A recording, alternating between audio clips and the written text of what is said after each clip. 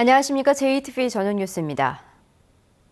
오늘 임실의 아침 기온이 영하 17도까지 떨어지는 등 영하의 매서운 추위가 사흘째 기승을 부리고 있습니다. 한파에 시설 작물이 냉해를 입는 등 피해도 이어지고 있습니다. 보도에 김진형 기자입니다. 완주의 한 딸기 재배단지입니다. 한파에 비닐하우스 온도가 사흘째 영하로 떨어지면서 잎이 노랗게 변하고 딸기가 제대로 자라지 않는 등 냉해가 나타나고 있습니다. 한파가 다음 주까지 계속될 것으로 예보돼 수확량이 크게 줄지 않을까 농민들의 걱정이 커지고 있습니다. 지금 한참 때인데 지금부터 약 한 달 정도까지는 이제 수확을 못하는 그런 이제 상황이 발생이 되면 전체적으로 매출에서 30% 40% 정도를 수량에서 차이가 생기는 거죠. 추위에 수도 계량기가 꽁꽁 얼면서 동파 피해도 이어졌습니다.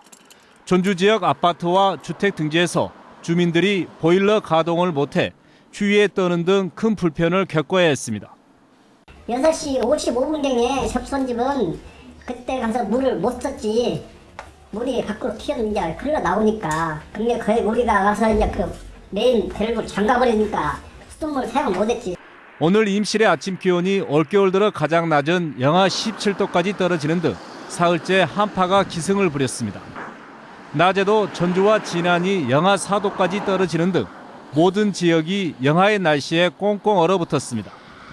대한이 내일도 아침 최저 기온이 영하 13도까지 떨어지는 등 매서운 추위는 이어지겠습니다.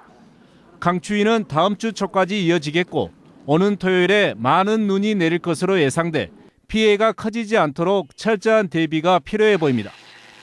JTB 뉴스 김진형입니다. 4월 총선이 80여일 앞으로 다가왔지만 현역 의원이 포함된 더불어민주당과 국민의당은 서로 상대방만 비난하고 있습니다. 전북 발전을 위한 정책 대결이 사라져 벌써부터 유권자들을 실망시키고 있습니다. 김철 기자입니다. 지난 18일 더불어민주당 현역 의원 9명이 탈당이 아닌 잔류를 선언했습니다. 이 자리에서 의원들은 탈당을 한 당원들을 분열이라고 비판했습니다. 분열의 길이 아니라 통합의 길, 승리의 길로 갔으면 바라면서 안철수 의원의 국민의당 예비 후보자들은 이 같은 기자회견에 반발했습니다. 더불어민주당이야말로 야당 역할을 못한다고 비판했습니다. 그간 더불어민주당은 호남을 선거 때만 이용하는 주머니 속의 공깃돌 정도로 여겨왔습니다. 호남의 정치 지도자는 호남 불가론이란 미명 아래 성장할 수 없도록 외면하였습니다. 시민단체는 이제 비난을 자제하고 정책을 개발해야 할 때라고 강조합니다. 누가 진정으로 전북 도민을 위해서 일을 하는가입니다. 그러한 진정성과 어떤 전북 발전을 위한 정책 능력을 이제는 도민들에게 보여줘야 할 때입니다. 반면 원외 정당으로 소수당인 민주당은 세 번째로 새만금 정책을 발표했습니다. 공공주거 공공보육이라는 점에서는 굉장히 공공적인 것을 강조하는 진보적 접근이 결합된 정책 제안입니다. 잇따라 정책을 발표하는 원외 정당과 달리 더불어민주당과 국민의당이 정책 개발을 게을리해 유권자들을 실망시키고 있습니다. JTB 뉴스 김철우입니다. 장애인 주차구역에 일반인 차량을 대면 과태료 10만 원이 부과됩니다. 누가 단속하겠어라는 생각을 할 수도 있지만 스마트폰 신고로 적발되는 건수가 크게 늘었습니다. 권대성 기자입니다. 장애인 주차구역에 일반 차량이 주차돼 있습니다. 과태료 10만 원 부과 대상으로 시민이 스마트폰 외부로 신고했습니다. 이처럼 스마트폰 신고로 과태료가 부과된 차량은 지난해 전주에서만 1287대, 장애인 주차구역 위반 단속 건수의 94%를 차지하고 있습니다. 신고 포상금이 없어도 2년 전보다 3배 가까이 늘었습니다. 단속 직원이 구청마다 2~3명에 불과한 상황에서 스마트폰 신고가 장애인 주차구역 위반 단속에 큰 역할을 하고 있습니다. 스마트폰 앱으로 신고하면서 저희가 홍보한 효과보다 경각심을 불러일으키는데 더 큰 홍보 효과가 있다고 볼 수도 있을 것 같습니다. 다음 달부터는 장애인 주차구역에 물건을 쌓아놓거나 보시는 것처럼 입구를 막는 등 주차를 방해하는 행위에 대해서도 과태료가 부과됩니다. 과태료 액수는 장애인 주차구역 주차 위반 때보다 5배나 많은 50만 원에 이릅니다. 전주시는 스마트폰 신고가 활성화돼 무심코 주차 방해 행위를 했다가 과태료 폭탄을 맞을 수 있다고 강조합니다. 시민 여러분들께서 그 장애인 전용 주차구역에 주차 방해 행위를 하지 말아 주셨으면 좋겠습니다. 전주시는 이달 말까지 장애인 주차구역 준수와 주차 방해 금지를 알리는 대대적인 홍보 활동을 펼치기로 했습니다. JTB 뉴스 권대성입니다.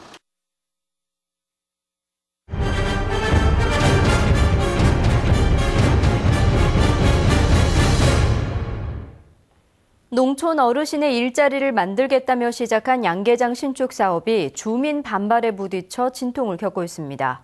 양계장을 짓는데 필수 서류인 주민 동의서를 놓고 진실 게임이 벌어지고 있습니다. 민원 현장 하원우 기자입니다. 13가구 주민들이 모여 사는 김제의 한 농촌 마을입니다. 한 복지재단이 이곳에 2,500마리의 닭을 키우는 양계장을 짓고 있습니다. 마을과는 겨우 100여 미터밖에 떨어져 있지 않습니다. 가축 사육 제한 조례에 따라 가축 사육 시설을 지을 수 없는 곳이지만 주민 동의를 받아 건축 허가를 받았습니다. 주민들은 마을과 1km 이상 떨어진 곳에 양계장을 짓는다고 해서 동의를 해줬는데 나중에 위치를 바꿨다며 양계장 신축을 반대하고 있습니다. 위치 변경을 해가지고 공사를 하니까 완전히 속은 것이죠. 그냥 애당초 앞에다 헌다 했으면 절대 도장을 찍어주들 않았지.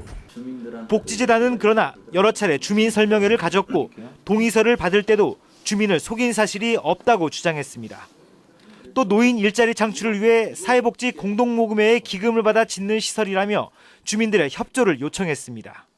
친환경 동물복지 야마귀시즘 농법으로 닭들을 키울 것이고 거기서 나온 유정란을 통해서 농촌 어르신들, 저소득층 어르신들에게 수입을 창출할 수 있도록 우리가 노력을 할 것입니다.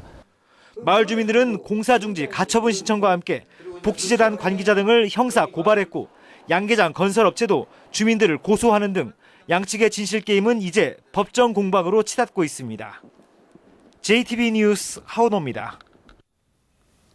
구제역이 발생한 김제와 고창 돼지 농장에서 살처분 작업을 끝낸 전라북도가 구제역 추가 발생을 막기 위해 방역 활동을 강화하고 있습니다.